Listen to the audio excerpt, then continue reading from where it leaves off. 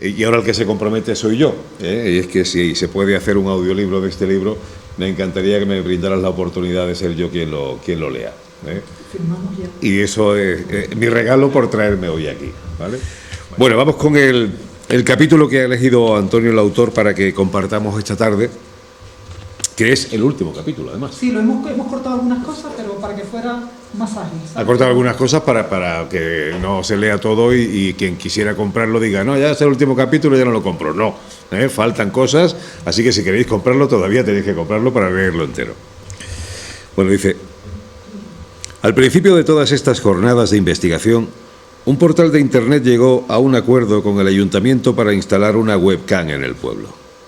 Debo confesar que en muchísimas ocasiones, mientras hacía una pausa, mientras pensaba un adjetivo, mientras desentrañaba un hilo de la investigación, me conectaba a la cámara para mirar cómo estaba el pueblo, para saber de qué color era esa tarde el cielo, si la lluvia anunciada había llegado, si la nieve había cuajado o si el sol de agosto estaba mutando la manga al amarillo. La imagen que ilustra este capítulo está tomada en uno de esos amaneceres de trabajo, sobre las 8 menos 10 de un día 6 de diciembre. De nuevo, se siente uno como el magistral de la regenta, con la sensación equivocada de dominar el pueblo desde la atalaya, en este caso, desde la atalaya digital. ¡Qué error! Cuanto más sabe uno sobre una comunidad, sobre un tema concreto, peor observador es de esa realidad. Los sesgos, las miopías, solo se pueden mitigar con distancia y con la comparación, con el contraste de fuentes muy diferentes. Villaluenga del Rosario. Tantas palabras escritas, tantas páginas ya leídas sobre el pueblo, y es la primera vez que menciono el nombre del pueblo. Aunque sé que probablemente haya personas que no entiendan la anonimización de Villaluenga, yo solo puedo decir en mi defensa dos cosas. Necesitaba tener distancia para contar esta historia y el pueblo, Villaluenga, podría haber sido cualquier otro lugar. Sin embargo, no olvidemos que sin Villaluenga del Rosario el documental no hubiera sido el mismo. El documental El Pueblo, realizado en 1981, pudo haberse rodado en cualquier pequeña villa de esa España de serranía que nuestra demografía nos deparaba. No obstante, se rodó aquí, tal vez porque, como se le atribuye al poeta Jorge Guillén, Villaluenga del Rosario es un pueblo inventado ex professo para la poesía. Y el documental de los australianos, si se analiza con mucho cariño, finalmente es un poema audiovisual. Ritmo de las secuencias, rima de las escenas, sonoridad de los diálogos, metáforas visuales, simbolismos evidentes y hasta algún hipérbaton. Un poema. ¿Y por qué Villaluenga y no cualquier otro pueblo? Esa fue la primera pregunta que verbalicé al principio de la investigación y que me cuestionaron recurrentemente durante la misma todo aquel que se acercaba al documental. ¿Por qué no la localidad extremeña de Deleitosa que plasmó el fotógrafo Eugene Smith en los años 50? ¿Por qué no algunas de las localidades del documental de Buñuel sobre las Urdes? ¿Por qué no la misma Mijas de ese otro documental llamado El Pueblo? Pues sencillamente porque los australianos no conocían estos trabajos. James y un colega de Londres, Roger, aterrizaron en Madrid a primeros de septiembre de 1981 y realizaron un largo viaje para localizar el lugar de rodaje final del documental. Alquilaron entre el 4 y el 11 de septiembre un coche que les costó 14.500 pesetas y que entregaron a la vuelta con 2.170 kilómetros de trabajo de campo por una buena parte de la geografía de nuestro país.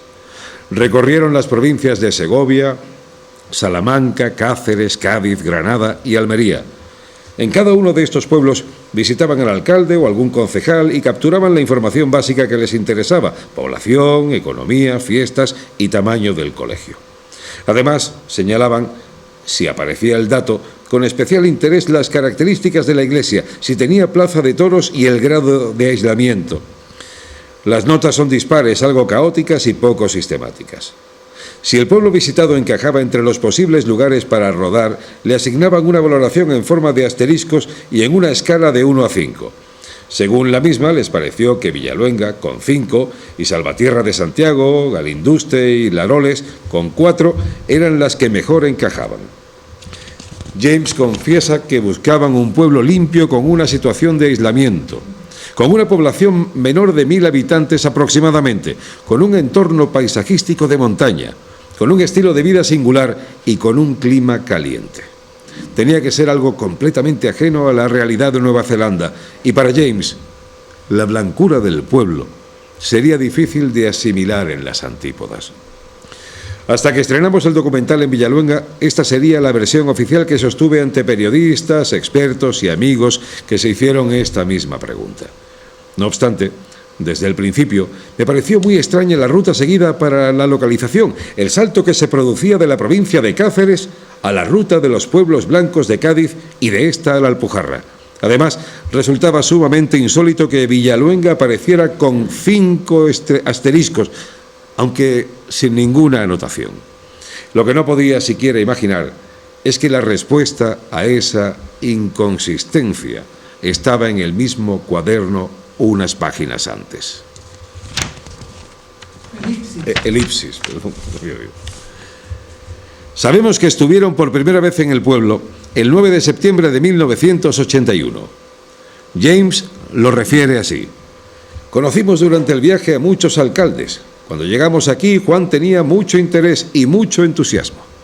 Llegaron justo 2 días después de que hubieran finalizado las fiestas que en el primer fin de semana de septiembre despiden el verano y marcan el inicio de tareas ancestrales campesinas como la vendimia o la siembra.